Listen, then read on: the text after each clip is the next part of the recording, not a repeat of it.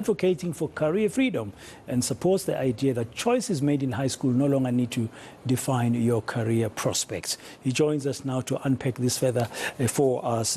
Good afternoon, Mvelo. Welcome to today.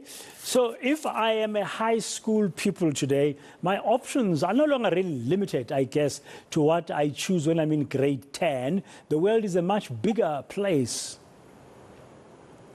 Yeah, thank you, Dan, for having me, and thank you to your listeners as well. Yeah, of course. So the world has definitely shifted over the years. So now we know that the choices that you make or expected to make when you're in grade 9 don't really define the trajectory for the rest of your life. We find that you can switch at any point in time, and that's what we really want to foster with. Yes, a lot more. So the barriers were really high in the beginning where, you had to enroll into, let's say, a university that would require you to do some sort of training for about 3 to 4 years.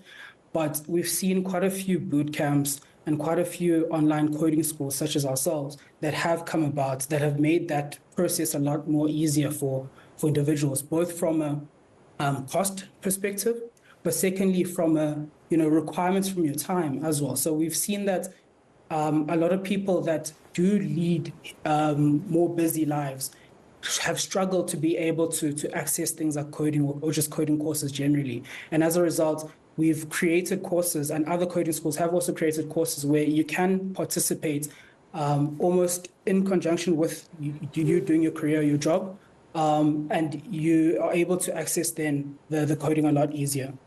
Okay, thank you very much for your time and explanations this afternoon. That Zaio CEO Mvelo Hlophe, that is a coding platform, of course, saying that it gives access to people for different career choices. Now, shortly here on today, we're going to be speaking about cervical cancer, the leading cause of cancer-related deaths among South African women, despite it being the most preventable and curable. I'm going to be speaking to Dr. Ntombi Sikwebela shortly.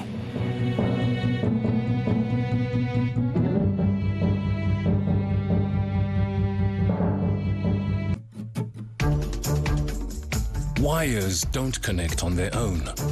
You ensure there's power because you are the business. Get Flex On Pro, SIM only with 6 gigs all network anytime data, 1,000 Telkom to Telkom minutes, and much more for $299 per month from Telkom Business. Get a business loan from Telkom Lend and do business big. Call 10213 or click telkom.co.za. It's very important to protect. Ashapol understand this, and their tailored benefit is to cover all your family members in case of emergency, ziki retrenchment. That is why Ashapoli will paid up benefit. Le edwa automatically for non-additional premium.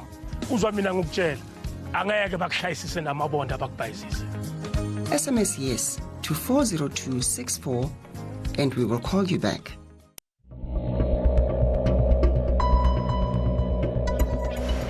What is happening with our doctors? Suddenly, this lack of budget, now they're not able to create budgets to absorb those doctors to continue. Our health system requires as many doctors as it could, but clearly you need budgets to be able to employ people. This week on Judge for Yourself.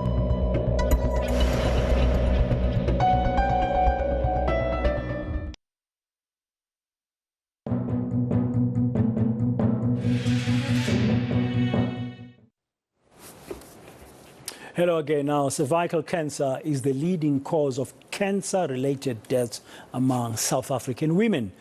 But it's also the most preventable and curable form of cancer if it's detected early. So why the high mortality numbers? Out of 10,000 women diagnosed each year, 5,000 die.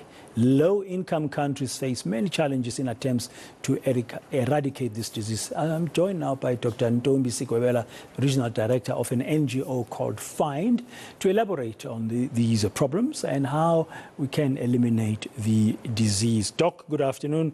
Welcome to today as we discuss a very important issue. I understand just from reading that there's a lack of equity when it comes to how this disease is handled and treated. In your view, what does that look like? What does it mean to say cervical cancer is a disease of inequity?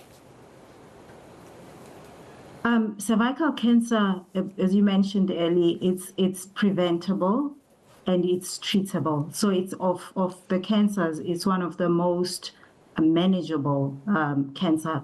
Women shouldn't be dying every 2 minutes from a cancer that can be prevented. So what makes it an inequity issue is because it's not because it targets poorer women or it targets only women in low-income countries. It's the major challenge is access to screening services that would be able to detect abnormal